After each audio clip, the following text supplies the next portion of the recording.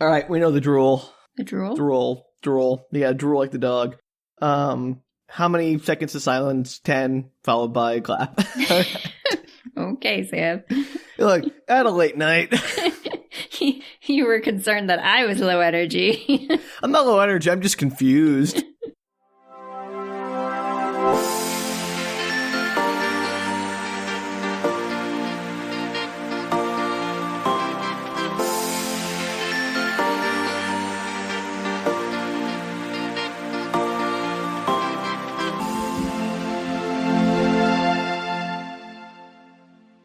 Hello and welcome to Book Retorts. I'm Sam. I'm Danielle. And this is the podcast about sharing your weird media with your friends who are just befuddled by what you're saying. I'm often befuddled by what Sam is saying. And that's not even when I'm talking about media. Oh. So Danielle, as I'm sure you're aware, we recently wrapped up our Spook Retorts month of spooky movies. Yeah, Spooktober. Yes, Naka already has a name that month. So we recently wrapped up Spook Retorts, and that was an intense month for us of some of our favorite spooky media. So I figured what better way to have a palate cleanser, to have a reprieve from Spook Retorts, to shift gears towards the holiday season, than with the 2007 Disney direct-to-VHS film, Cinderella III, A Twist in Time. Oh, this has been on our imaginary list for a very long time. It's been on my imaginary list. I don't know about you. It's come up in conversation, but I still have not seen it, for better or worse. Good. Gosh, that's going to be something we're going to have to determine through this episode, Danielle. Sounds like a winner. All right, first, I'm going to send you a lightly edited summary. I removed one sentence that is a big spoiler, because why not? And it's also not that big a spoiler if you have a brain, but I still figure it'd be better to leave it off. It says, what if the slipper didn't fit? Experience the wonder and the majesty of Cinderella's classic fairy tale with a spectacular twist in Disney's all-new motion picture, Cinderella III, A Twist in Time. All capitalized. Gus, Jacques, and all your favorite characters return in an exciting and hilarious new take on one of the most celebrated films of all time, bursting with show-stopping music and more magic, wonder, commas, and suspense than the original. Cinderella III is enchanting entertainment for the entire family. Thank you for giving me a summary that tells us absolutely nothing, Sam. I removed the one sentence that typed up the plot because clearly this summary was not interested in giving you any useful information. Also, I gotta say, the one thing it does tell you, like, what if the slipper didn't fit, that is not a plot of this movie. Really? In fact, it's about the slipper fitting too well. Can she not never take it off? We will get there, Danielle. Stuck underfoot forever. I'm also going to elaborate that I did not watch Cinderella 2, whatever the heck it's called, because... More Cinderella? Cinderella year? Cinderella year, yes, that's what it is. I did not watch it. This movie does not seem to acknowledge that other movie at all in any way, shape, or form. So I have no idea if or how they relate to each other. As far as you know, it could explain the entire plot. You're just not aware. It doesn't, I think, because I did look briefly through the Wikipedia article to get the character names and a few other things. And it mentioned Cinderella 2 had a bunch of characters that do not make a reappearance in this movie. Well, then they must have nothing to do with it. That's my guess. It might be like a prequel or something. Who knows? Anyway, I think we should just get into this because although it is a svelte movie at something like 73 minutes... There's a lot to unpack here. All right, let's go. All right, we open with narration. We hear a voice saying, "Do you remember the story of a girl who lived a life of cinders and found true love because she kept a beautiful dream in her heart? Of course, it helped that she had mouse friends who could sew and a fairy godmother who could do wonders with pumpkins." I'm like, yeah, no duh. Without those things, like, this is like the people who say, I'm a self-made millionaire. All I got was a loan of $500,000 from my parents. I'm like, yeah, you're not self-made, my dude. Cinderella is the 1%. The Cinder 1%. The Cinder 1%. Yeah, okay. So the narration concludes, well, that girl is me. So thank you, Cinderella, for reintroducing yourself to the audience. She has her own narration. I know. Isn't she swanky? Yeah, I know. At least she's aware that she had help. At least she's aware she has help, but she doesn't seem to think that, like, impacts anything. She's like, I had help, but, like, I deserved it. Everyone else who doesn't get that same help or luck is, like, just unworthy. They haven't pulled themselves up by their bootstraps enough. It's good to know Cinderella's kind of snotty. She is like a libertarian, free market capitalist. She's like an Ayn Rand of the mythical kingdom she lives in. Might be the first time that sentence has ever been uttered. I would love to see an Ayn Rand adaptation of Cinderella. Cinderella shrugged. Make it happen, Sam. All right, let's just move on before we get anyone who actually likes Ayn Rand writing into us. We're sorry. Don't add us. In fact, don't contact us at all if you're a big Ayn Rand fan. Aww.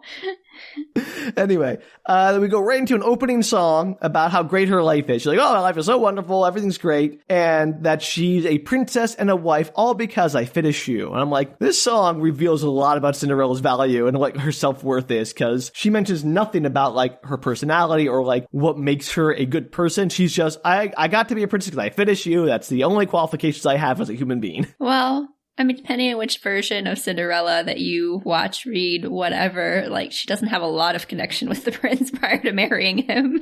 Well, and that's my point. Even in the movie, she doesn't. So, that's rough. But it's just so sad that she thinks her only worth is like, yeah, I have the right size shoe. Nothing else about me is worth loving or being a princess. So, gotta work on that self-esteem, Cinderella. And she says that all in song. Yeah, in song. Perfect. Yeah. So it's been a year. She's goofing around with Prince Charming, who puts shoes on her again, like during the song, because apparently that's his fetish.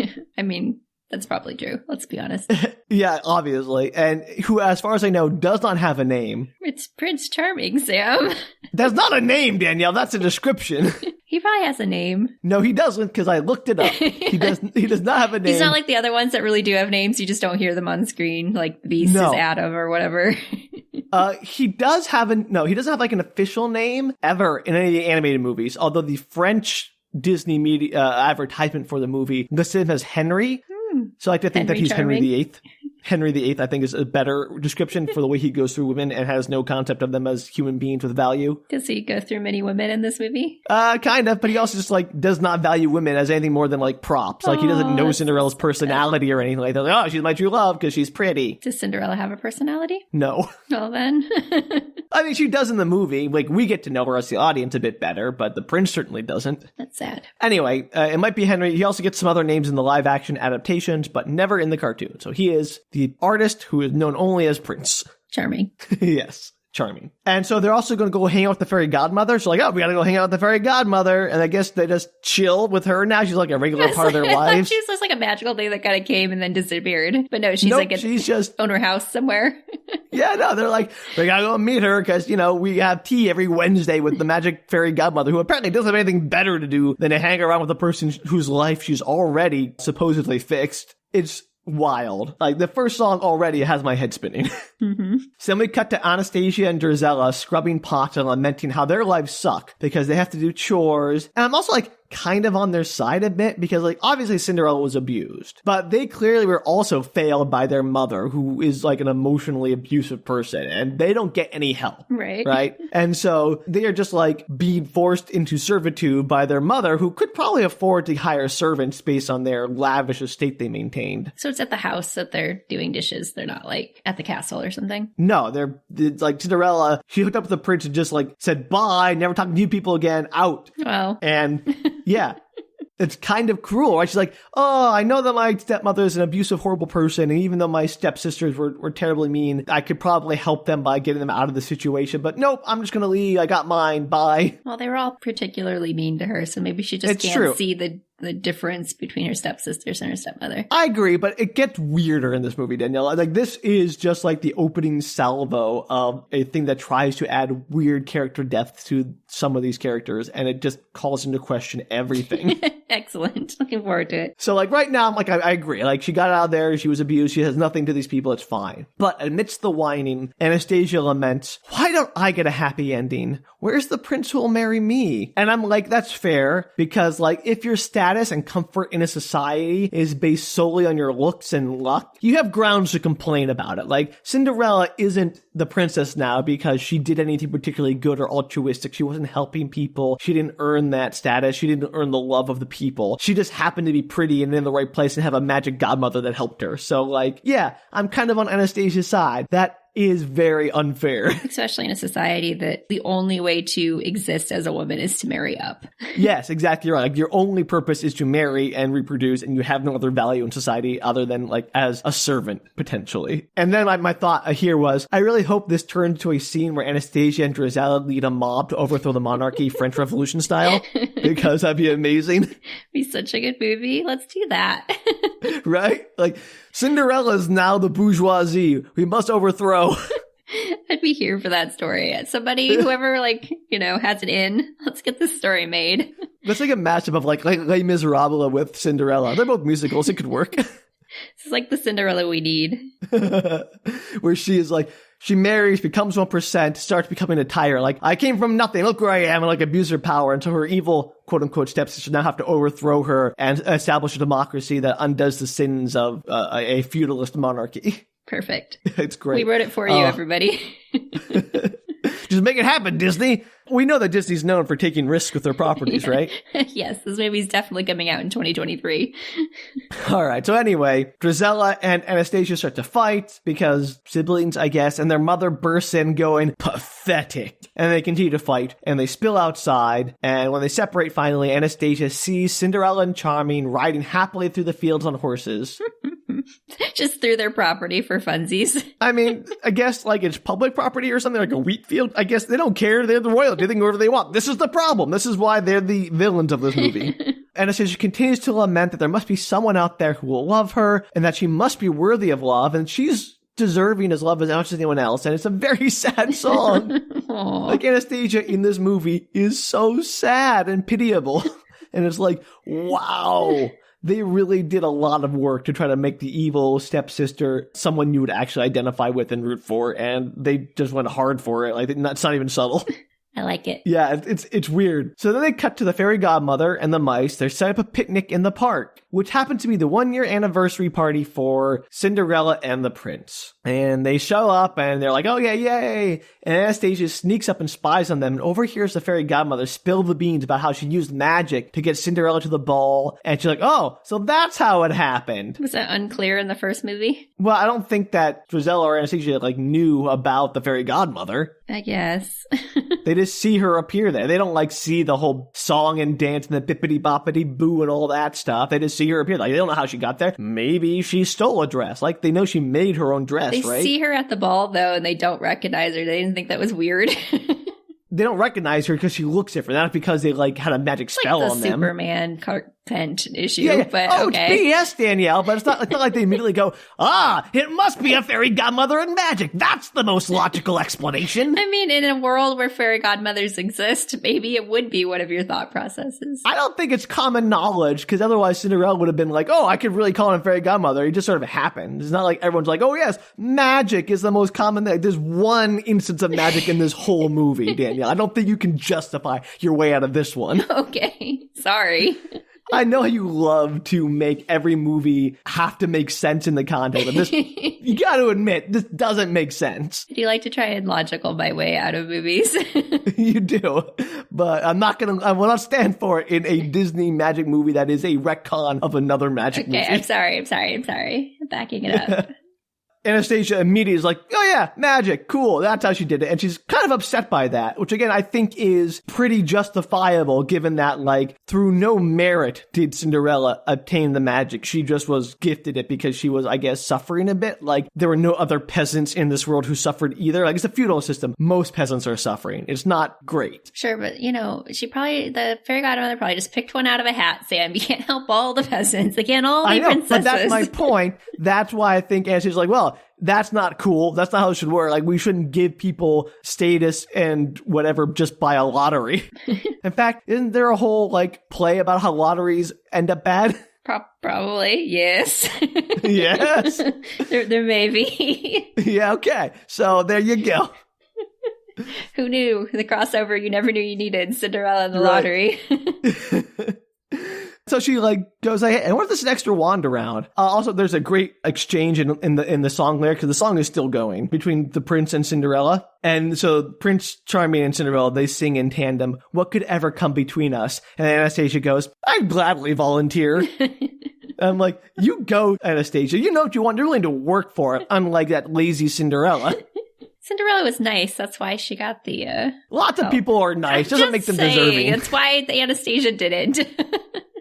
Look, I'm not saying Anastasia, is any more deserving than Cinderella, but, I am saying that this whole system is not, fair. This is not a meritocracy, all right? No, it's not. Anyway, as the song ends and it reaches its crescendo, the fairy godmother throws her arms up in the air, throws the magic wand, and just lands in the woods next to Anastasia, who just picks it up. Mm-hmm. And I think the fairy godmother is very cavalier with her magic wand. Yeah, that seems kind of questionable. Was she drunk? Is that because she was setting up the picnic? Did she get a little tipsy? I can only assume she's completely sloshed. And so Anastasia grabs the wand and runs back to her mother and her sister, and they all go hey, what's that? Is that a stick? Oh, let's beat her with it. And I'm like, whoa, okay. So I'm saying, the abuse here is not just on Cinderella. Yes, Cinderella was abused, but clearly, even though Drizella and Anastasia are not treated as servants, they are being abused. Well, I never doubted that. I mean, I'm not saying their abuse is any less or any more terrible than Cinderella's, but they are still not total villains, is my point. At least not according to this film. So the evil stepmother and Drizella do not believe Anastasia, because why would they? They don't think magic's real, as I was talking about earlier, Danielle. Okay, Sam, jeez. And then the fairy godmother sort of walks over to them hey, can you give me that wand back, please? You don't know what you're doing. That's very dangerous and very powerful. Just give it back to me. What is going on? You just you throw your magic artifact away, just without a care, then just sort of wander around people hi, yes, I'm a magic person. Can you give my magic wand back, human beings? And because human beings are never known for hoarding power or wealth or magic. Maybe she hasn't had this issue before. Well, then she has been very lucky. But she does nothing to conceal her identity or play it off as it's just a stick or anything. Mm-hmm. She's hey, yeah, that's very magical. Please give it to me. And why would they? Why would anyone do that? So Anastasia obviously refuses, as most human beings would. And then they struggle a bit over the wand, and magic starts shooting out of it as they all just start yelling bippity boppity boo left and right, which is apparently the only thing you need to do to make the wand do whatever you want. How does Anastasia know that that's what you yell? She heard it in the song. Oh, okay, when she was sorry. magicking together the picnic. I forgot that songs give you the instructions for everything. They do, apparently. So they turn the cat into a half-goose monster, and then the fairy godmother gets turned to stone. Just poof, gone. Uh-oh. She's stone. Does she come back ever? Maybe. We'll find out. And this all begs the question to me, if the wand does all the magic, what's the point of the fairy godmother? Yeah, if anybody can use the wand. Yeah, and all you need to say is the magic word, and the wand does whatever they say it does, and it can turn her to stone. So because she has no actual power of her own, she's just a random lady who found or somehow got a hold of a magic wand and declared herself the arbiter of justice in this world. I will dispense joy to certain people and not to others, and I will turn animals into other animals and pumpkins into carriages because I'm crazy. With power. I'm assuming that's the backstory. No, it's wild. She's not a magical being. She just happens to have a magical artifact and has decided to use it to become... It's kind of like the ruby slippers in The Wizard of Oz, where the magic isn't in the person, it's just whoever has the magic object. So that's crazy. Everything has already been done from the first movie. To be fair, they never specifically stated that the fairy godmother was magical. Yeah, but it's kind of implied with the word fairy in her name. Well, maybe that was just the name she gave herself. I know, which is even crazier. Yeah, it does make it weirder. Yeah, and she gave herself wings and stuff or whatever. I think she had wings. Did she have wings? I don't remember. I don't think she had wings. Am I being confused with the fairies from Sleeping Beauty? They had wings. Yeah. Anyway, the point is, she apparently is pointless. The magic's in the wand, and she does not matter. Now we know. It's all a lie. Is Anastasia the new fairy godmother? Not quite. So Anastasia is distraught. She's like, oh no, what have I done? But the wicked stepmom was like, sweet, this means revenge! Or you could just make yourself rich and go live a happy life. No, she wants revenge, Danielle, because she is not thinking straight. Revenge on her 20-year-old stepdaughter. Yeah, she literally has unlimited power. She's like Jafar when he gets a hold of the lamp, but better because her infinite wishes. She has the power, and she's like, instead of using this just to set myself up for life, I'm going to squander it trying to crush my enemy who doesn't really care about me in any way, shape, or form. Wild. So she gives this speech about calling on all the forces of the universe, and then bippity boppity boo, which I guess just sounds very silly to her when she says it in the middle of this dramatic evil speech just to say this nonsense word. That's very funny. And then a green blast shoots into the sky as the wicked stepmother starts to chant, "Reverse the moon and sun, turn back the tide and time, unravel Cinderella's happily ever after to the moment my troubles began." She's got like a whole, did she like write this down? It was like in her journaling that she's been doing That's the my last question. several months. I'm like, she just has this locked and loaded and ready to go. Like, does she just like spend her time like, oh, let me think of some spells in case you ever get a magic wand, I can immediately use it against Cinderella. July 22nd, if I were a fairy godmother, these are the spells I would use. It's absolutely insane. And also, apparently, like I said, it doesn't even matter what you say. You have to be like, I want this to happen, bippity boppity boo, and it happens. Like, there are no rules for this magic wand. It's crazy. It's wild. So a bunch of swirly green light fills the screen with scenes of clocks running backwards, and Cinderella, the first movie, played kind of backwards with the prince and Cinderella being split up, and back to the very point when the shoe fitting is happening from the first Cinderella. Like when he finds her. When the Grand Duke is bringing the shoe to the castle, Right. or to the manor house to like put it on them, and Cinderella's locked upstairs and tries to get out with the help of her mouse friends. Because somehow that was the only way that he was going to be able to figure out what the person, because he had no idea what the person looked like that he's with all Danielle, the time. I go into that in a great depth later in this movie because it is Perfect. a pivotal plot point, and I have so much to say about I it. just don't understand. It made more sense when it was a masquerade ball. It doesn't make sense when it's not. Doesn't make any sense. I hate it. All right, we'll get there. So this time when they try to put the shoe on Anastasia, it's somehow even like more comically smaller than her foot than it was in the original. Like it barely fits on her big toe. And either her feet are giant clown feet, like, I don't know, Sideshow Bob or something, or Cinderella's feet are like tiny doll feet. It's insane. It's crazy. It's absolutely grotesque. There's a lot of Cronenbergian-esque body horror in this movie, which I'll get to. But the wicked stepmother uses the wand, and she doesn't actually say anything. She just like, I don't know if she whispers bippity boppity boo, she just flicks the wand. I sort of lost track because I was so like mesmerized by the body horror in the scene.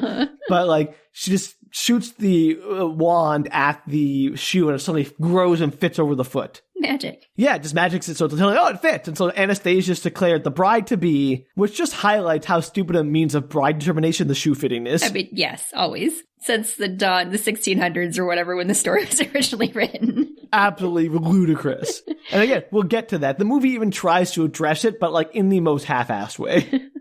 So as the sisters leave, Cinderella comes down because like it's her time. This is when she would have bust in and be like, oh, my turn to put the shoe on. But she's met by the wicked stepmother. Cinderella's like, yo, that's my slipper. I danced with the prince. Here's the other slipper to prove it. And the wicked stepmother says, you may have danced with him and even thought it was love, but this shoe fits Anastasia, so she's marrying him.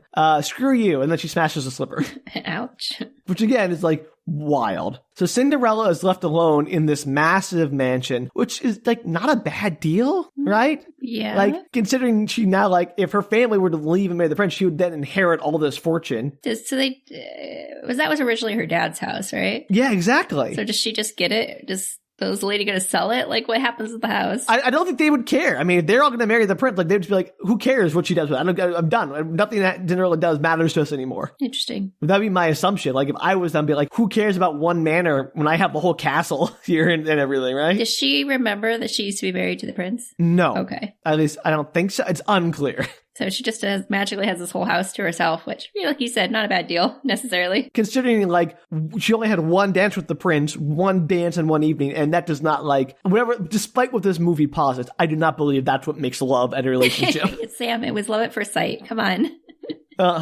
Anyway, the mouse Gus is like, what happened? And we get Cinderella singing about how sad she is that her one dance didn't turn into a happily ever after. She's like, oh, it should have been mine. Everything could have been for me. Like, she's very entitled in this. And the mouse is like, and Gus is like, hey, the other mouse, Jacques, I think, actually, is like, hey, why don't you just go to the prince and, like, tell him you're the real bride, like, you're the real one who danced with them. And she's like, oh, yeah, that's a good idea. Except, is it? Because apparently the prince does not know one person from another. Well, like, and I say here, it's like, I think she should try because if the prince doesn't recognize her after spending the whole night with her, then probably you're better off. You've dodged a bullet But there. his entire thing was like, let's just go around town and try this on every person that has like different hair colors that looks completely different than the person I danced with. I'm sure we'll find her. Look, I am seriously concerned. I honestly think that the prince might have brain damage or concussion because of this. Like, because he doesn't make any sense. He has that thing where he can't, I forget what it's called, where you can't tell people's, the face blindness. I mentioned that later because, again, this keeps coming up. I have to assume That's what happens. All right. So Cinderella decides, okay, and goes to the castle with the mice in her pocket. And they spot some guards, and Gus offers to fight them. Then Cinderella just like, nah, we'll go to the servants' entrance, which works. And she just like smiles at a cheesemonger and like is handed a wheel of cheese to go take inside of the castle. So, top-notch security here at this castle. I don't care about the servants, Sam. No. I'm like, this castle is definitely ripe for a guillotine party. Bring back that revolution. Well, I mean, that was probably going to happen at some point in the next 100 years there. This does take place ostensibly in France, like Beauty and the Beast, because I think, isn't Cinderella a French story? Yes. So it's definitely going to happen. Maybe Cinderella's like a Marie Antoinette analog. Anyway, once inside, the, I guess, head servant, unclear who she is, confronts Cinderella's like, who are you? And so apparently she's way better at guarding the castle than the actual guards. That's good to know. And Cinderella's like, I'm the royal mouse catcher. Snap 'em and trap 'em. That's my motto. And her casual reference to murdering mice clearly horrifies her mouse friends. And the head servant is like, I can assure you, we've never had a mouse in this castle. And I'm like, okay, I don't know about that. First of all, BS, because every castle has mice. But they're everywhere, especially in those days. Like, no. And of course, Cinderella's mouse friends cause a commotion by throwing eggs and riding sausages around the kitchen. Sorry. How do they pick up the eggs? They're very tiny. Well, they're very strong mice, Danielle. And then the head servant goes ballistic with a broom and starts like swiping at them and smashing things, trying to like get them, and it gets completely Tom and Jerry'd, where she's knocked unconscious with a pot on her head. And Cinderella's just like, I guess you do need my help. I'll just go get those mice, and just casually walks off, leaving this unconscious woman in the kitchen.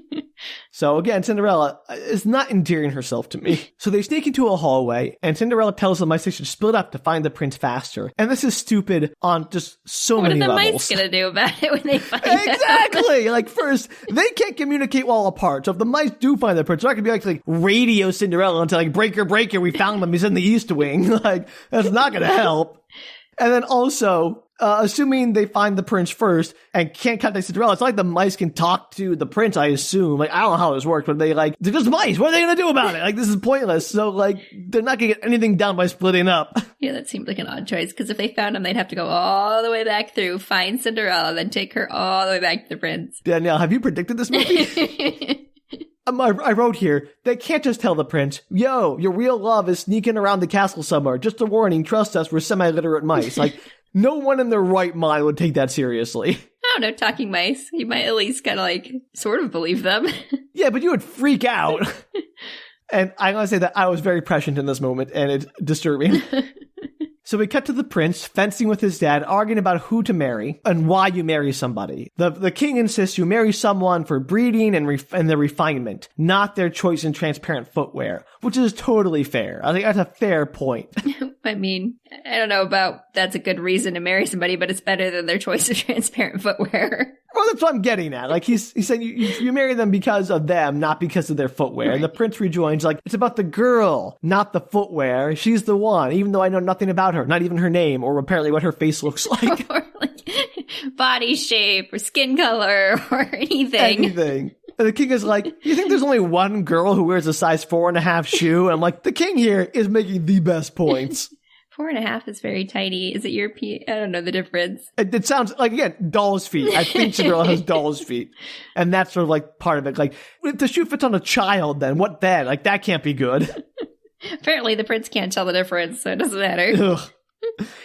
If the king was smart, he'd just pull literally anybody out that he wanted the prince to marry and be like, this was the girl. Yeah, right. He'd be like, well, yeah, you convinced me. She just happens to also be the princess of Italy. How coincidental. And so the prince says it's all he has to go on. But like, she has a face. You can have a sketch done or just look at people's faces. Is everyone in this movie infected with an alien brain parasite that erases the concept of faces from their minds? Yes. It's crazy, Danielle. I can't, like, it's all you have to go on. You spend hours with this woman and all you have to go on is like, oh, she has feet. Crazy. And I know this is a problem from the first movie, but at least in that movie, they kind of like gloss over it really quickly, so you don't really pay attention to it. Like, it's a major plot point of this movie, and it does not work. They seem kind of like self-aware that's an issue, too. Yeah. And so I'm like, really every like quote unquote villain in this movie is right. Like everyone who's like the contrary, like the spoil sport is actually right, and the prince and Cinderella are totally wrong about everything, as is the fairy godmother, who cares? She's stoned. Maybe that's why they're meant for each other. So anyway, Prince Charming waxes poetical about how the king found true love with his wife at the touch of a hand, and this whole family is dumb, because apparently true love is always instant, and there's no other way to find a relationship or marry, especially in these times when marriages were all about political advantage. So trumpets blare, and Prince Charming goes off to meet the girl of his dreams, presumably, just as the mice spot him, and are in as useless a position as I predicted. Well, yeah, they can't talk to him, and they don't have Cinderella. Can't do anything. So we cut to the stepsisters and stepmother waiting in a grand hall. The prince busts in, sees Anastasia, and is immediately put off. Despite the slipper fitting, he states, it would appear that more than one girl actually fits the slipper, and I don't see how this is a surprise to him. Because they only make shoes in so many sizes. Or apparently it's like, I thought every shoe was custom fit to the person, and it was impossible to put it on anyone else's foot. Ugh, so Anastasia is very upset and begins to cry as the prince leaves. So I guess he does recognize her, but apparently the only way he thought to like identify the group or like, I don't know, cohort of girls who he could find his true love in was by shoe selection. This seems very counterintuitive. Right. Why not, like, they had a whole ball where every girl in the kingdom was invited. Just do that again. Like, it worked the first time. Or at least narrow it down. Like, this is what the girl looked like. Could we try them on the shoes of, like, people who look like this? Because again, he clearly demonstrates he has some idea of how to recognize Cinderella. But I guess, and this is just speculation based on how the rest of this movie goes, I don't think his recognition is based on, like, her face. It's based on, like, a feeling in his gut. Okay. He's like, it doesn't feel like Cinderella. I'm going face-blindness. I think that explains a lot. Okay. And so as the prince is leaving poor Anastasia behind, the evil stepmother casts a spell on him to make him forget who he danced with and marry Anastasia instead. Or specifically, the girl who fits the slipper, which I thought would be a nice little loophole that would come up later in the spell. It doesn't. So that's disappointing. But the best part is as the spell takes hold, the prince goes, wait, hold the trumpet. And he turns around and is like, oh, you are the person I danced with. Let's get married. So, yay for magic brainwashing, I guess. I hope Anastasia's happy. So now the prince gets down on one knee and proposes. Anastasia grabs the ring, but clumsily drops it and chases it around in some unnecessary slapstick, but eventually gets the ring on and accepts the proposal. The mice, Jacques and Gus, observe this and are like, we have to go find Cinderella. So I guess splitting up just means they have to go spend more time searching for two people instead of just one. Exactly. Wouldn't it be funny if this movie just followed Anastasia the rest of the time? She lived happily ever after and Cinderella did not. Yeah, I'm kind of like hoping that was the case. Like, oh, it'd be great if Anastasia married the prince, got power, banished or like beheaded her evil mother and sister who are like legitimately jerks, and just like, cool, Cinderella can have the old mansion and live there. I'm just going to hang out with my prince and we're going to have just like a grand old time. Like, which would just prove that happily ever after isn't real. It's just that you have money and power. You can make yourself happy. Yeah, I don't think Disney was going to do that for Cinderella 3.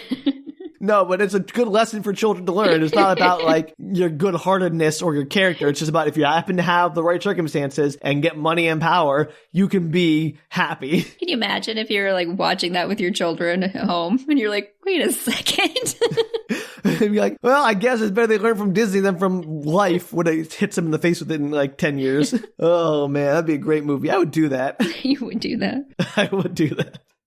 Anyway, Cinderella is wandering around the palace with a butterfly net because she's pretending to want to catch the mice. I don't know if that's the best way to catch a mouse. But she's a real mouse catcher, Danielle. Don't question it. That's not the worst way to catch a mouse. I've caught many a mouse. I know you have, Danielle, but never with a butterfly net, I presume. No, I've never done it with a butterfly net, so who am I to talk? Maybe you could be the royal mouse catcher and set yourself up as the new Prince Charming bride-to-be. I'm good, thanks, though. That's too bad, because you could live happily ever after. He apparently doesn't care who you are, what you look like. That's why I don't want to marry the prince. Like I said, just get the power, Danielle, and then you can like get yourself a consort, and the prince can just be a figurehead while you have all the power. That'd be good. That'd be fun. Or I wouldn't mind having the house, the manor house, all to myself. Yeah, exactly. Anyway, this palace is surprisingly empty. Like, there's nobody in this palace but Cinderella and, like, the immediate family. And I'm guessing that's mostly animation cost analysis, that they just didn't want to spend money animating more characters in this movie. I'd imagine so. But it makes everything look super creepy and empty, so that's fun. It's like a weird alternate reality where they've like magic into like a holodeck or something where it's only them. But who does Cinderella just happen to bump into while wandering around the palace? It's her family, fresh from seeing the prince. Oh, of course. And the cat Lucifer is also with them for some reason. They brought their cat. Reasons. They thought they were moving into the palace. Oh, I thought they'd get married first and then move, but what do I know? They don't travel without Lucifer. The wicked stepmother is surprisingly attached to Lucifer. Maybe it's her emotional support cat. Well, he is a dick, so yeah, probably. Her husband did die. Yeah, but she didn't care about him. She did kind of seem to have married him. Well, it depends on the versions. Sometimes she's married him for money. Sometimes she actually loved him. And then becomes just an evil person later. But either way, point is, I don't think so. So the cat starts to sniff out Cinderella like a dog, but is called away by the wicked stepmother just before he actually finds her. So no conflict, actually. The movie just continues to be uneventful. Well, that's good, I guess. Then the prince walks by. Just everyone's like bumping. Like, this must be the smallest castle in the world. He's not a very rich prince. They did actually tell you that in the original. Small town. Yeah, right. And Cinderella walks up to him giggling like, "Hi, do you remember me? I believe we danced last night at the ball." And the prince is like, maybe you've mistaken me for some other prince. Which is hilarious. You know, the other princes that were at the ball. Because she is like immediately like, "Oh yeah, he'll definitely recognize me if I giggle at him hard enough." And he's like, "I don't know who you are, creepy lady." And I'm like, "Yeah, I'll teach you, Cinderella." What a choice, Cinderella. Cinderella then drops the net and they both reach down for it and their hands touch and their eyes meet. But then the prince's eyes flash green from the spell, like the green magic light. And he's like, "Oh, the girl I was dancing with was great. I'm going to marry her tonight." She's not you, it's Anastasia. And Cinderella's like, "What? Huh? What? That doesn't make any sense." And she's very confused by this. And honestly, from her perspective, she should be relieved if the guy she loves can't tell the difference between her and Anastasia. But she hasn't thought that far about it, Sam. She hasn't thought at all about it is the problem. She doesn't think.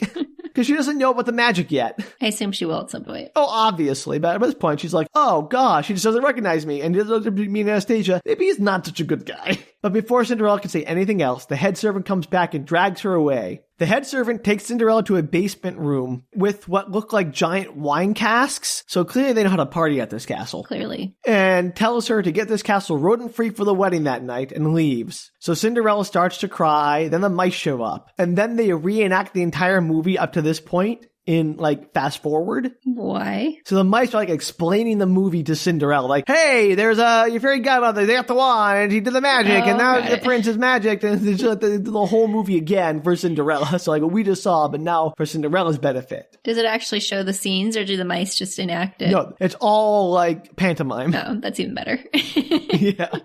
And Cinderella just accepts all of it. Like, "Oh yeah, magic, totally got it." And I guess I love talking to animals. I'd be more open-minded to weird stuff too. But yeah, she goes from 0 to, "Oh yeah, that totally explains everything," just immediately. So Cinderella is now determined to get the wand. And I guess do something with it. Unmagic the prince. Unclear. You don't need any special skills, so get that wand, Cinderella. You really don't. So we cut to the wicked stepmother talking to the Grand Duke, who assures her he has his wedding totally under control. He leads him to another grand hall, like there's lots of grand halls in this palace, with what must be a 15-foot tall wedding cake. And Drizella and Anastasia immediately run up to it, and Drizella just like takes a swipe, like a handful out of the cake and starts shoving it into her face, just immediately attacking that cake.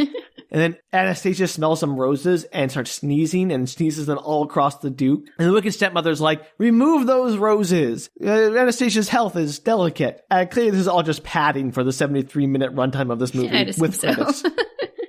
Lucifer then climbs up on the banquet table, starts just walking on the food, which is, I guess, very cat-like. It is. Lucifer's such a jerk face, too. Yep. And then Drizella starts scarfing down food from the table, just like shoving pastries and hors d'oeuvres into her face. The weird thing is these like two kids live in a pretty wealthy household, give or take. I mean, even if it's like they're not like waning. starving orphans exactly. like Oliver. So they just apparently have no patience, so just shoving food into their face. And they're both raised to be like to show in society, so I assume both of them know how to use forks. But yeah, I mean, the wicked stepmother constantly says like poison and refinement, like reminds them to be poison and refinement, but they just don't listen to her. And it's like, maybe she's not abusing them enough.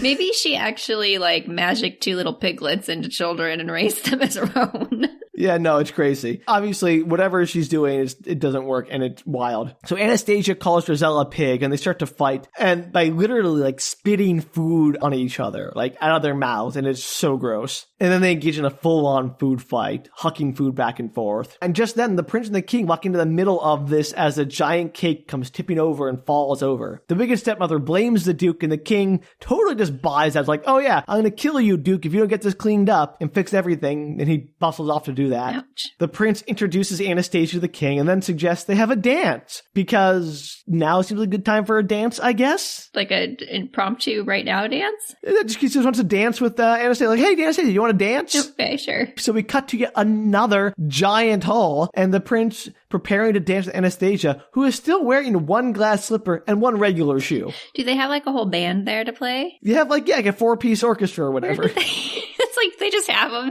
in one of the closets. They like pull them out for such an event. I don't know, Danielle. It's movie. Just like, all right, we're not gonna have, remember all the stuff you liked from the first movie? There was a dance. We'll put a dance in this one too. Wild. Are there people there? Is it just them? Just them. Interesting. It's so weird. Recreating the magic. Not really. Anastasia claims not to dance much, but the prince is like, oh no, that's how we first met, remember? And when he takes her hand, his face drops, and clearly something he's feeling is off. So the blue Danube waltz starts to play, and they dance. Anastasia instantly starts stepping all over his feet, repeatedly. Then she follows and tears off one of the prince's epaulets at the very end of the song. The Grand Duke from the balcony, watching with the king, is freaking out from this disaster, but the king actually looks on wistfully as if to say, aw, my son clearly loves this adorable klutz. I'm like, he's buying into this really fast. So the prince helps Anastasia up, and she babbles about how she doesn't know what's wrong with her. And she's also truly sad and pathetic how, like, low her self-esteem is. It is really sad. I genuinely feel bad for her.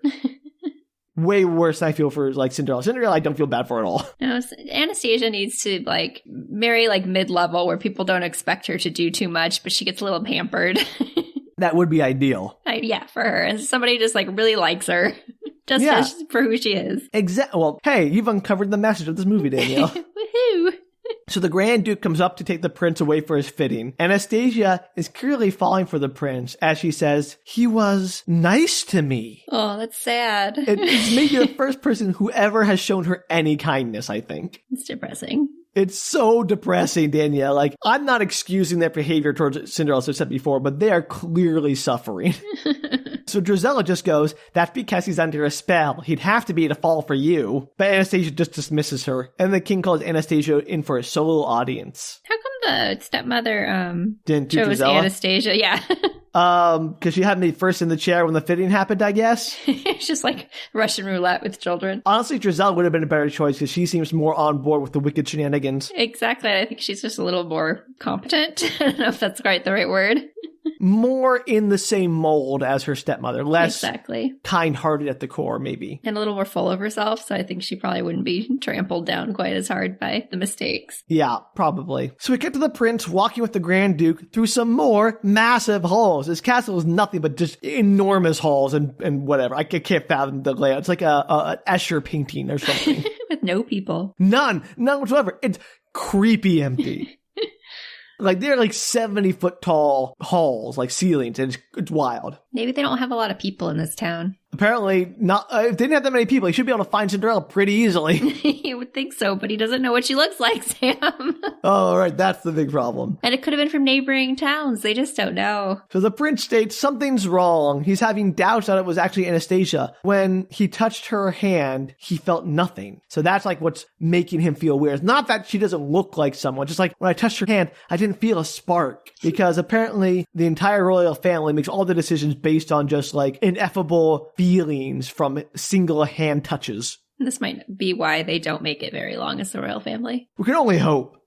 Meanwhile, the king is walking with Anastasia, and he derides her dancing, but apparently his presumably late wife was also a dreadful dancer, but he took good care of her heart, so it's okay. And so that endears him to Anastasia. And the king then takes out a fine box and opens it up to reveal a seashell, and he gives it to Anastasia, And the seashell is his most prized possession because he and the queen found it when they first met. They both reached for it at the same time and their hands touched, and that's when they knew it was true love. Because again, apparently the litmus test for true love is touch their hand. If you don't immediately feel something, they're not meant to be. I'll Discard try and keep that them. in mind. Crazy. Like, my lesson about how your position in life is based on luck and not value of your work or merit is a better lesson than just go around touch people's hands, and if they don't immediately spark joy in you, discard them like you're Marie Kondo. So anyway, I think this movie has a terrible message, is all I'm saying. Obviously. I like the idea that if you just took Cinderella out of this movie, it's like an underdog story of Anastasia trying to like find her true love. Exactly. Cinderella is the worst part of this movie. So Anastasia is like, you knew all that just from a touch? And the king goes, there's no more powerful force in this world than true love. And I'm like, well, this is just setting impossible expectations. That's all Disney movies do for young children. I know. So I'm saying make them give realistic expectations that your work and effort don't really matter. Better lesson, a more useful lesson, certainly. So after the king gives Anastasia the seashell, he just dismisses her. And she wanders outside practicing saying, I do a whole bunch. Like in preparation for her wedding. I know, right? And then her attention is caught by some butterflies as she wanders outside onto like a balcony. And then she starts to sing because, oh yeah, this is a musical, I forgot. It's been a while since we had a song. Yeah. She sings about how there's finally someone to love her and be kind to her. And the song lasts for about 10 seconds. So I guess the musical premise isn't very important, nor Anastasia's feelings. No. Has she met another nice gentleman yet on the campus here? There are no here? other gentlemen in this movie, Danielle. Literally. The only other characters are like guards. That's so sad because I really feel like she should meet somebody else. Yeah, me too. But nope. Maybe in Cinderella 4. Anastasia's Revenge. Yeah. I don't know. I was like trying to think of a good title, but I didn't get there fast enough. We got it though. So we cut to Cinderella sneaking through the castle towards a door where green magic light is coming out of the keyholes. And it's amazing how everyone can just easily find everyone else in what must be the largest castle in the world based on the number of giant halls. Why is there green magic coming out of the keyhole? Well, we'll get to that, Danielle. Okay, thought I missed something. Nope. One of Cinderella's bird friends is there too, because sure. And Cinderella's like, hey, bird, you go get the prince. And I'm like, how? It's a bird in a castle. What's it gonna do? It's gonna tweet at him until he follows. Yeah. Headbutt him in the right direction. This is wild, Danielle. This movie is so dumb. I can't understand it. Anyway, Cinderella peeks through the keyhole to find Gisela playing with the wand, which the wicked stepmother takes away. He's like, this is not a toy, and then locks it away in a cabinet. And Cinderella muses, I need to get that key into that dresser. I need to get in there. But how? I think she should just murder the stepmother. Like, she's gonna just burst in there and stab her? Like, with what? She'd be overpowered immediately. No, the problem would be solved, wouldn't it? It would never work, Daniel. There are two of them in there for one, and she'd immediately be overpowered. She's not a good fighter. She's emaciated, remember? Oh, that's right. Forgot. Cinders. Yeah, that whole thing. But luckily, Gus and Jacques, her mice friend, are like, yeah, we'll take care of it, because Deus Ex Machina, I guess. Yes, of course. I thought it deserved a better reaction than for Deus Ex Machina, Danielle. Sorry. Are you even paying attention? I am paying attention. I was actually trying to visualize the steps that a mouse would go through to try and sneak in there. I was like having a whole mental image in my They head. sneak under the door, Danielle. They're mice. I know, but then I was like mouse ninjaing, and when they're in there and they're like trying to steal the key to get into the thing, I was like imagining it. I was deeply involved in this story, Sam. Oh, you're too... I didn't realize Cinderella 3, A Twist in Time was so deeply engrossing to you. This is somehow both your kind of movie and my kind of movie. It is that weird Venn diagram center segment that we have found, Danielle. So, like, I was deeply involved. I was trying to imagine the scene. Well, we're about to get there. I'm sorry I didn't laugh harder at your pun. I put so much work into these, Danielle. All I want is some recognition. I deeply apologize. Okay. Well, I'll focus more on your birds. Okay, thank you. I appreciate that. Well, anyway, So while the mice slip under the door, Anastasia walks around the corner, still practicing saying I do, but Cinderella hides behind a tapestry and then sends the mice in with a warning to avoid Lucifer. In the room, the wicked stepmothers argue with Anastasia about how love is irrelevant compared to power, but Anastasia's like, I just want the prince to love me. I think he could. And she's having second thoughts about, like, this deception. So I should have gone with Drusilla. Yep, absolutely. Like, the wicked stepmother did not make good choices. She can still do that. I know, she can still just change it up. Like, what's another spell? Right, exactly. You're not stuck with Anastasia just because you picked her first. Apparently, the wicked stepmother is the kind of person who makes a plan and sticks to it no matter what. It seems dumb when you have, I'd be terrible with a magic wand because I would just do do-overs constantly. And I also be like, man, I could really use a drink. All right, hey, look, there you go. We'd be like 8,000 pounds and wouldn't be able to get off the couch because we haven't This moved. is like how my first thought of like the best way to use, Star Trek transport technology is not to transport people around, but to like make it so you don't have to go to the bathroom anymore. You just transport that stuff away so you can save yourself some time. Right? It's amazing. Like, the laziness is what drives me, Danielle. That's the thing's pretty obvious. Anyway, the mice sort of sneak around while this conversation is happening. They sneak past Lucifer, and during all of this, they accidentally set Lucifer's tail on fire by pushing into a fireplace. And chaos ensues. The mice manage to snag the key and hide under a teacup. And the wicked stepmother's like, get housekeeping here to clean this up. And just then, Cinderella knocks on the door wearing a bonnet and putting on a goofy, high-pitched voice going, housekeeping! Of course. And the wicked stepmother just like accepts this and is like, sure, come on in, and puts Cinderella to work. And as soon as Cinderella bends down, she immediately goes, there's a lot of work to do here, maid. Right, Cinderella? And then pulls off her bonnet. So she was not fooled for a moment. I like that Cinderella in this version seems a bit more sneaky. It feels like she never got away with anything in the house. And here she's like, I'm a mouse catcher. I'm a maid. Yeah, but she only gets away with it with complete morons, like with the castle staff and the prince. Like, but I like that she thinks she's going to get away with it. She didn't try anything in the house. That's true. But the wicked stepmother's clearly on top of things. Like, does not buy it for a second. So how did she even know that Cinderella was in the castle? I don't think she did. She just recognized her because her disguise was pathetic. It was. But she didn't recognize her in the ball, but she recognizes her in the maid outfit. I don't know, Danielle, man. This movie. I have questions. You have questions, Danielle. I do not have answers. This movie doesn't have answers. The movie doesn't care, Danielle, about the answers. Clearly. And so Cinderella immediately goes, I'm not going to let you get away with this. I'm like, okay, sure. And the wicked stepmother goes, I already have. She's kind of right. Yeah, fair point. And then Cinderella goes, I don't think so, because dialogue is hard. And then she yells at the mice to go because they have just snagged the wand. And she immediately draws everyone's attention to the mice sneaking the wand out of the room because that's smart. Cinderella. I know. So they all bolt for the door. And as they leave, the wicked stepmother yells like, hey, stop that thief! Guards! But the mice have the wand. The mice have the wand. The mice have the wand, though, which is the weird part. So stopping Cinderella does nothing because the mice could just go hide the wand. Right, which I thought to myself too, but this movie did not think of that. And the mice are running with the wand, and nor do they just give it to Cinderella, who is probably more agile and who's larger than them at least, and probably can open doors and stuff. Or could use the wand. The wand to stop everything. You just stop time or something. Yeah, exactly. But they don't do that. They just run. And the mice actually manage to use the wand to turn Lucifer, who is chasing them, into a absolute horror of a Jack-in-the-Box. Like, it's a Jack-in-the-Box, but the head on it is just Lucifer's head in the Jack-in-the-Box. That's scary. It's grotesque. And also, apparently mice can also use the wand. Everything can use the wand. All they do is they do little mice, like, pidgin English, bippity-boppity-boo, and then, like, it does what they don't have to say a spell. They just say the magic word, and something happens. I guess it's psychic? I don't know. Mice language. Being a Jack-in-the-Box does not faze Lucifer, who just hops after them angrily, like a haunted toy. The best character. It's absolutely, it's a horror show, Daniel, I swear. See, this is a good one for post-Halloween. Still has Halloween vibes. I did not expect that, I'll be honest. So the mice then shrink Lucifer with the magic wand into like a tiny cat who's like a mouse size compared to them if they were human sized. And the mouse are like, oh, look at the killer kitty. But it's still a cat and still kicks their butt because it has claws and teeth and they're mice. And so Lucifer then chases them into a mouse hole. And then the mice run out of the mouse hole. And as Lucifer runs out of the mouse hole, the mice shoot it again with the wand. And it's like a Cronenberg level of horror as one body part after another of Lucifer starts to expand and grow back again.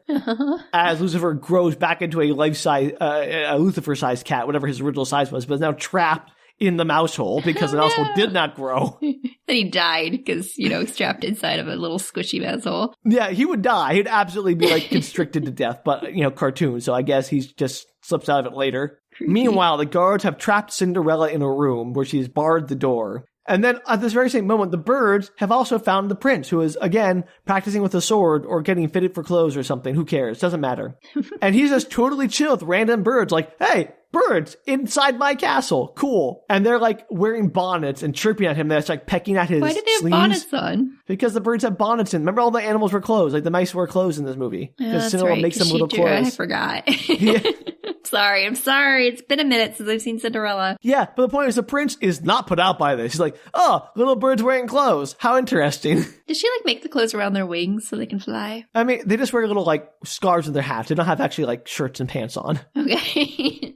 And so the birds are pulling at his sleeve, okay, I guess I'll go with you. I mean, I probably would if a bunch of birds came up and started pulling me in one direction. I mean, I might too. I'd be also be like, what the heck is going on? Yes, I'd be deeply concerned. He is not. He's no, he's more game and just okay, cool. I guess this is why he and Cinderella may be a better match. Right? They're both kind of dingy. They're really dingy. So back in Cinderella's room, the mice throw the wand to Cinderella just as the prince approaches, and she chants, lift the spell, let him remember. I guess anything is a spell if you just say it right, or don't say it. It's intention, Sam. It's just willing the wand to work. But just as she's about to say bippity boppity, she gets interrupted before the boo by the guards who burst into the room and seize her and seize the wand. You can't continue saying it? They take the wand out of her hand. Oh, okay. So, no. Which is just A, bad timing. B, why they should have given her the wand a long time ago, because she could have, I don't know, magicked the door closed. That's or true. The guards away, or any other numerous things. Stop time, like you suggested. The point is, the wand is wasted on Cinderella, who has no imagination. The wicked stepmother at least has a plan. The one movie where you're voting for the wicked stepmother. I don't know the Anastasia. one movie, that's true, but at least I think that Cinderella is not a great protagonist. I'm rooting for Anastasia, who I'm rooting for. So the prince is what's going on here? And Cinderella's you're under a magic spell. That's why you don't remember me. I'm really the one who danced with you, I promise. As she reaches for his hand, they briefly touch. But she's dragged away, and the wicked stepmother's poor girl, clearly out of her mind. And the prince is I hope she's okay. I felt something when she touched my hand. And he just kind of goes with it, despite the hand touch being apparently the magic signal for this family. So he doesn't feel anything? He felt it, but he just dismisses it. Ouch. Right? I'm this guy is not good. So the wicked stepmother then instructs the guards to put Cinderella on the next ship, leaving the kingdom and banish her, as the prince sort of walks away and doesn't catch any of that. I'm there must be better ways to dispose of Cinderella. Really, this is so convoluted. Murder, I don't know, chain her in a dungeon, lots of options. So. She loves to lock stuff up. Yeah, exactly. The prince goes to see the king and is hey, something's wrong. The king is hey, you wanted the girl who fit the glass slipper. Now you have her. What more do you want, guy? Make up your mind. I gave you the opportunity, and you are whiling it away. He's you promised to marry somebody. You're not going to weasel away of a marriage again. And then the mice show up, Gus and Jacques, and they get the prince's attention and started babbling at him. And even though he's a bit confused by the fact that talking mice just showed up, he's okay. And they lead him into a sewing room. Can you understand them? Yes. Why? Yes. Apparently the mice just speak English or French or whatever, and they just chose not to talk to anyone else. I don't know about that. Look, take it up with Cinderella, who apparently has talking mice, and didn't think, hey, that's a great way to make some money. Talking mice. People would pay to see that. I could get out of my wicked stepmother's, house with this. Do you think all animals can talk, or it's just the ones that have somehow been around her, something's rubbed off? I don't know, Danielle. It raises so many ethical questions. Serious questions. As all talking animal movies do. Because Lucifer doesn't seem to talk. The horses that... But they are sentient. They, clearly know what's going on and understand language. Wild. Maybe they just are choosing, like you said, not to talk. But yeah, but then that goes back to, the fact that then they're being abused and, used by humans, which just seems like something they would not stand for. Yeah, I like the idea that Lucifer actually can talk and has just chosen not to talk to Cinderella this entire time. I mean, that is a very cat thing to do. Lucifer's a punk. We don't talk to anyone like, humans, I'm not going to talk to humans. They're not worth my time as a cat. He just like constantly like does stuff to her and it's just like, I'm not going to say anything to you. You're below me. That is, again, very cat. It does. It makes Lucifer even a better character. So anyway, the mice take the prince into the sewing room, and now he starts to question the concept of talking mice. He's like, oh, talking mice, how weird. But I guess I'll go with it. And the birds, like, are also in there. It's like the whole crew is there, and the mice start to reenact the plot again. The prince doesn't seem to understand, so the mice start to sing the plot from the first Cinderella instead, and apparently that the prince could get. You can always understand everything in music, Sam. So it's all about how Cinderella was the girl at the ball who danced with him. He's been duped, and this would be like the third time the plot's been recapped in this movie. So I think this movie thinks children are idiots who can't keep a plot straight for 10 minutes. Well, as you said, maybe they just needed to pad it because it wasn't long enough. They were at like 52 minutes, so they were like, well, what else could we add? And I think I was like, we need more songs. What could they sing about? I don't know. The same plot again? Good idea. So the mice tell him that Cinderella is on a ship about to be sent away and that he has to save her. The prince accepts magic immediately. He's like, oh yeah, under a spell, that would explain everything. That's why I didn't feel the magic touch with Anastasia. He's right. He's like, I have to go find Cinderella. Like, he buys into this whole hog immediately. And then after he leaves, he pops back in for him to go, thanks, mice. Also, love the song, which I think is cute. So the prince rushes out past the king, blabbering about how, like, I have to get the girl. The talking mice said so. The king, distraught, rushes after him and is like, hold up. You're marrying Anastasia. Like, you made this deal. You're talking nonsense. I forbid you to take another step down these stairs. And the prince, in what must be the absolute best moment in this movie, he just looked at the king blankly for a moment, glances at the side, goes, okay, and then dives headlong out a window. Just like, boom. And it's like goofy as heck because the animation is not very well done. Just like, you see this little prince figure in like a frog jump pose out the window, disappearing. It's absolutely hilarious. Well, and I have no idea how high up they are, but he is 100% dead. He's fine, Sam. I mean, he's fine, but he should be dead. There's no way. He's touched by magic, too. No, he's touched by insanity. It's great. It's so good. Just like best comedic moment in the movie. They nailed that. Like, I don't know who animated that, but they got the timing and the look of everything perfect. So well done. But we see that the prince had managed to climb down some vines that were outside the window and whistle for his horse and then makes a break for it, just slipping underneath the closing portcullis. So as he rides off, the king and the duke gather at the portcullis, and the duke is like, I'll send the castle guard after him to retrieve him. And the king looks wistfully after him, is like, no, let him go. Let him go. Okay. And I'm like, what? Why is the king suddenly on board with this plan? To be fair, what does it matter as long as he marries somebody? I guess, but like, the prince is behaving very irrationally, blabbing about like talking mice. Like, if I was a king, I'd be more worried about him like hurting himself out there, like his mental health or something. Yeah, but he doesn't seem concerned about that. No, he doesn't. He's just like the prince is out there alone, riding a horse at breakneck speed, which is not safe. He could be attacked by brigands. He could be kidnapped. He could fall and die. But king is like, nah, I'm sure it's fine. He's good. We then see the wicked stepmother who is watching all of this from the balcony. We then cut to Cinderella being put on a boat. And it's all very melancholy. She sings a brief reprise of her opening song about dream of a better life, but now it's sad because it didn't come true. So the stepmother is watching all of this happen, but doesn't go do anything about it? Nope. What? She knows that they're all going after Cinderella. She has a magic wand, but decides, I want to see how this plays out. Why would you just not reverse that or something? Yeah, like magic the prince to forget about Cinderella again. That's nonsense. She has all this power and does not use it. So anyway, they lead Cinderella up onto the boat. The sail is unfurled and the boat sets off. The prince manages to spot the boat from what looks like a mile away on his horse and rides after it. And then he gets up on top of a cliff that overlooks the water and he jumps from his horse to the boat where he grabs a rope that is hanging from the mast and then slides over to one of the sails and grabs his knife in and slides down the sail like Errol Flynn style. It's very dramatic. Yeah. It's one of the more interesting things he does in this movie. In fact, it's the only interesting thing he does in this movie. Ouch. I mean, in fact, he does very little else besides be, like, confused by magic. Prince Charming. Yeah, Charming. Poor Prince does not have a name. Is there Charming?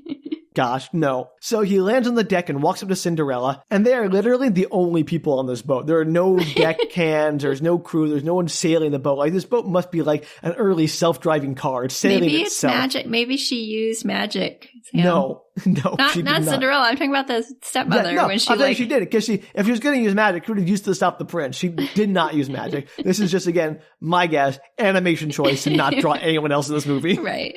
This is the emptiest movie I've ever seen. The prince walks up to Cinderella and goes, "Remember me?" And I'm like, "Yeah, she remembers you. Do you remember her?" That's a real question. And they clasp hands, and the spell seems to be broken on the prince, since true love is the ultimate power, etc., etc. And he goes down on one knee and says, "Will you marry me, Cinderella?" And she corrects him like, no, it's Cinderella. And I'm like, wait a minute. This is crazy, because isn't Cinderella like a diminutive, a cruel nickname for what her real name is, because she like covered in cinders? Yes. So does she have a real name? Like, she would know her own real name. It's not Cinderella.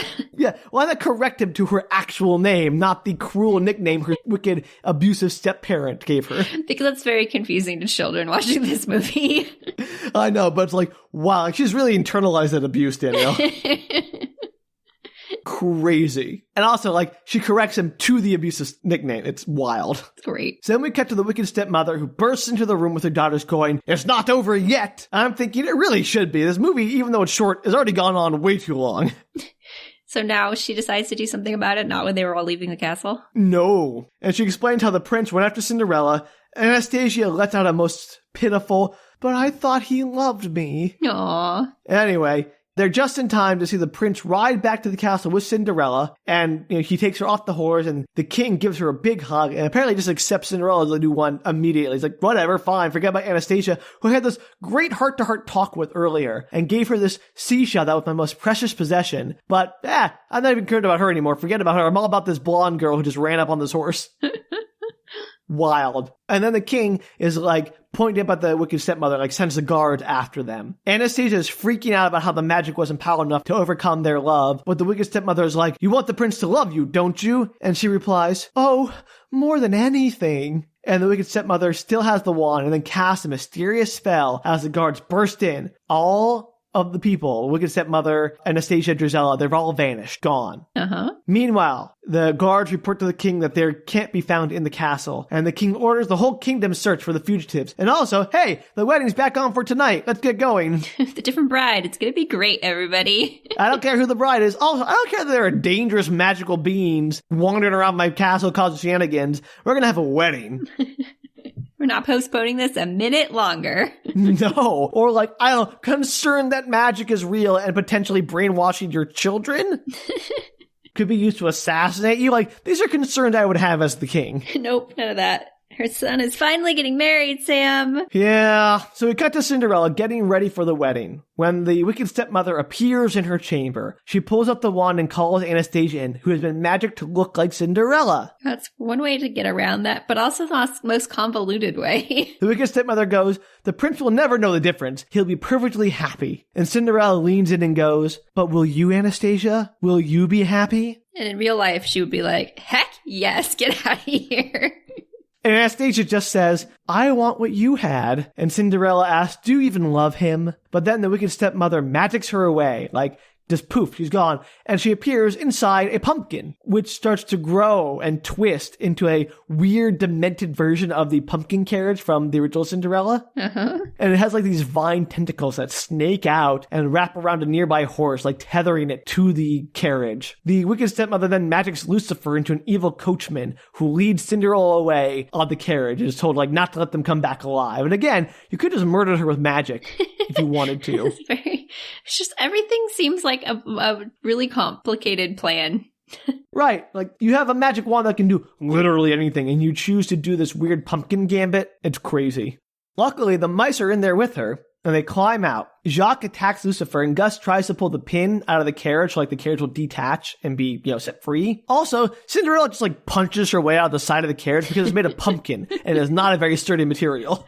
That seems like a hard thing to punch your way out of, but I do think you could probably dig your way out eventually. But she's apparently got super strength or whatever. I don't know. So then Cinderella manages to struggle and knock Lucifer off the carriage, and he lands in the lake and turns back into a cat for some reason. I guess water undoes the magic. It's like the Wicked Witch of the West. I mean, I hate to bring this back up again, but like, in the first movie, the magic had rules where like, it only lasted until midnight. Which, why? Because apparently this magic has no rules in this movie. No, it does not.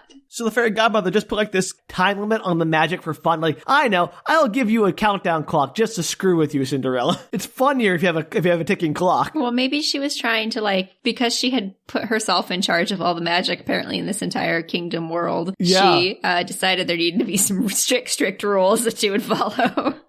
If so, she made it the dumbest rules.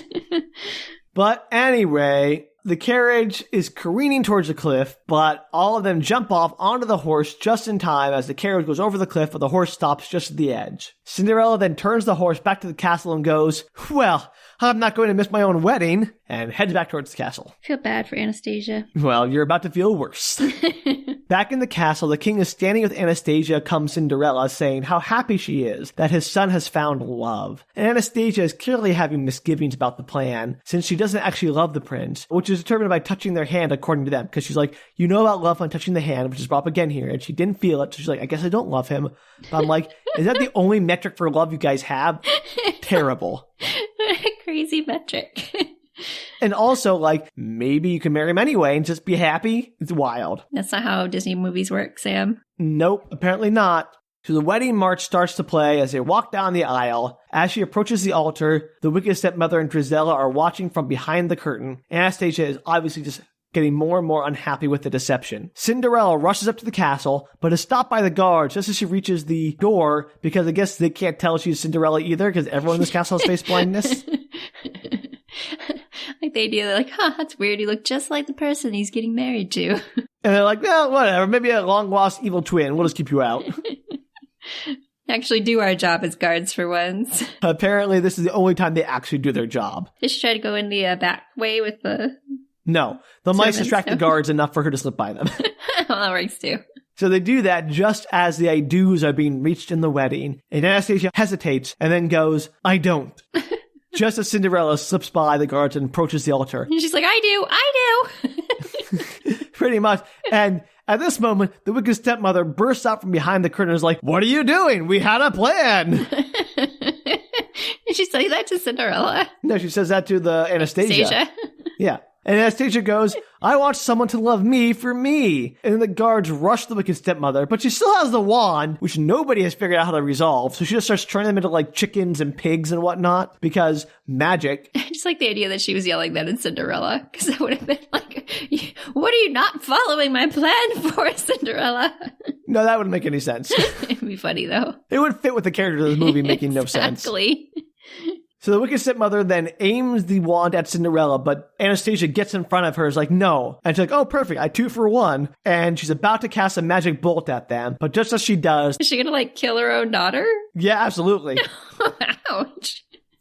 So just as she's about to do that, the prince leaps in front of them with his sword drawn, and the sword reflects the magic bolt back at the magic stepmother, because apparently that's how magic works in this world. Yes, of course. The blast hits the wicked stepmother and Drizella, transforming them to toads back at their old house. So back at the courtyard in the old house where Cinderella was living. Bummer. Yeah, they're gone. Meanwhile, the prince and Cinderella clasp hands as Anastasia retrieves the wand and undoes her own transformation. So she's back to being regular Anastasia. So he's not, like, at all confused by any of this? Nope.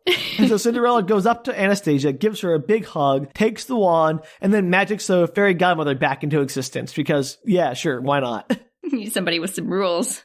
So Anastasia tries to get the shell back to the king, but he's like, no, everyone deserves true love. You can keep it. Aww. I know. So the fairy godmother offers to return them to their former lives, and Cinderella and the prince are like, wait, what are you talking about? She's like, oh, you've already been married. Oh, you know what? Never mind. Just forget it. And so she just leaves the timeline just all kinds of janked up because of this. It's like, nah, it doesn't matter. It's fine. They're being married again. Who cares about all the other weird things that happened during this movie? She just leaves this timeline. She doesn't undo anything else. Everything else that happened remains as it happened in this new timeline. This is like, it's wild. Why? This is like in Back to the Future 2 when they like find Biff World or whatever. That's crazy. Why would you just leave this timeline existing? She's like, yeah, I guess it all worked out. They're getting married again, so I guess it's all the same end, so the means don't matter. It's ridiculous. She takes a whole year of their life away, basically. That's crazy. A whole year just wiped out. I swear, the fairy godmother is really the evil one here. She should not be trusted with that magic. That's the craziest thing I've ever heard. I can't believe it doesn't go back to the original timeline. Nope. She's like, I guess we're just going to pick up where we left off. A year of our lives, a whole year we lived together, erased from existence. That's wild. So Cinderella and the prince marry and kiss again. We cut to the castle with fireworks going off, and Cinderella's narration returns with, and they lived happily ever after. Again. But not Anastasia, because we don't know what happens to her. I would like to think that she doesn't turn into a toad or, have she doesn't to work turn into as a a toad. servant. She's just, yeah, who knows? So we cut to the credits, where we see a bunch of paintings of characters from the film, some as spoofs of famous paintings like The Scream. And in one of the paintings, Anastasia appears to be being courted by like the baker, the castle baker, because he's giving her a cupcake. So I like to imagine that she did get a happy ending after all. Good. That's what she needs. Yes, she deserves it. And then we get a mid-credit scene where the wicked stepmother and Drusilla turn back into humans from being toads for some reason. Don't know. But they're dressed as servants now, and they're holding brooms, and they freak out and toss the brooms away. The end. Okay. There's also a really weird pop song playing during the credits. That's like, all about love and happiness and whatnot. It's like, it's not good. That's why we don't put Sam in charge of romantic movies, everybody. No, it's a song like the lyrics are like, believing in love. It's not good. It's not a good pop song. Like, I don't mind love songs, but like, it's very phoned in. And I don't expect anything else from a direct-to-VHS sequel to a movie. Sequel to a sequel. Well, yeah, that is something. Cinderella III, A Twist in Time. That was everything we thought it might be and more. Actually, it was everything I thought it would be, but less, because I expected more time travel. Like, I wanted to see, like, more time traveling. Like, I wanted to see, like a butterfly effect type thing where they change something in the past and they go back to the present. Like, oh, now the Cinderella's no longer marrying the prince or whatever. See, I wanted the stepmother to, like, use that wand way more than she did. Oh, yeah, she underutilized it entirely. She should have done redos. That actually probably would have been a pretty funny movie, especially for the first quarter of it, if she just kept doing, like, no, let's do it again. Yeah, I mean, that would make a lot more sense. You're like, rewind, try again. Oh, rewind, try again. That'd be a much better movie. Also, in the opening description I gave you, Danielle, do you remember what that first line was? I don't. I can look. Yes, do. What if the slipper didn't fit? No, not something that happened in this movie. I guess they're saying, like, what if Cinderella was not the one that got chosen? That's not what it says, though. I know, but I think that's, like, the euphemism or the thought behind it. I know, but the thing is, because I think it'd be a way more interesting premise to, like, if the slipper didn't fit Cinderella. Like, if the prince didn't find anyone who fit the slipper, would he be like, well, I guess we'll just not finding the girl, or would he try to find her a different way? Yeah, I don't know the answer to that at all. He probably would have gotten married to whoever his father picked out. Yeah, way more interesting movie. Anyway, there you go. Cinderella 3, Twist in Time. It makes magic into a ludicrous thing that doesn't make any sense. Yeah, and that's crazy. The wicked stepmother, as the most competent person in the movie, still not competent enough to use the magic properly. And the fairy godmother, perhaps a tyrant of magic who, stole the magic and has been using it to disguise herself as a kindly old lady for millennia. Nice, sorry, I don't want to watch it. I mean, it's not a bad way to kill 70 minutes if you got the time. Sometimes I do. All right, well, there you go. I mean, I don't know what else we can say about that movie. It is what it is. I do want the origin story of the fairy godmother, though. That's just why. Yeah. Yeah, no, that would be like the more interesting. If it was like Cinderella 4, Anastasia's Revenge, she goes back in to find the fairy godmother and how she came to be and how like she messed everything up by, interfering with Cinderella and then with all the other shenanigans she caused. Interesting. Very interesting. Well, Disney, if you're listening, make that happen and give us a big old balloon payment bonus for coming up with that idea. Yeah, we had several ideas in this one. Yeah, especially about making realistic morals for children in movies. It's very marketable, I'm sure. Well, if you out there have a moral you'd like to see a children's movie give, like a real true-to-life moral, not the BS fairy tale morals, you can let us know at bookretorts.com. You can also tweet, Instagram, or Facebook us at Book Retorts. Yes, and if you want more of our shenanigans, you can support us on Patreon at patreon.com/bookretorts. Patreon! Yes, but until next time, bye! Take care, everybody.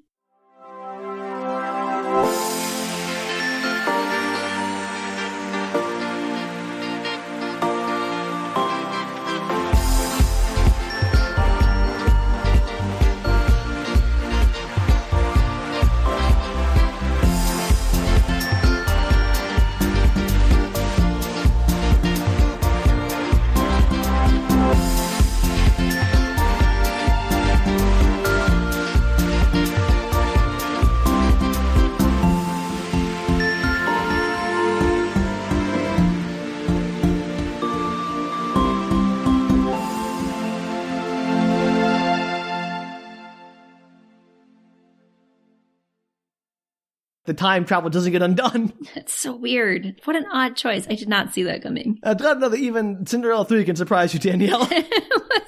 I really just assumed she'd put the original timeline back or something. Or at least like the original timeline back and they'd still remember maybe that they had the weird other timeline. Yeah, but nope. Fairy Godmother's like, nah, I don't care that much. Can you imagine how much of their relationship must have been developed in the past year and now they have to start from scratch?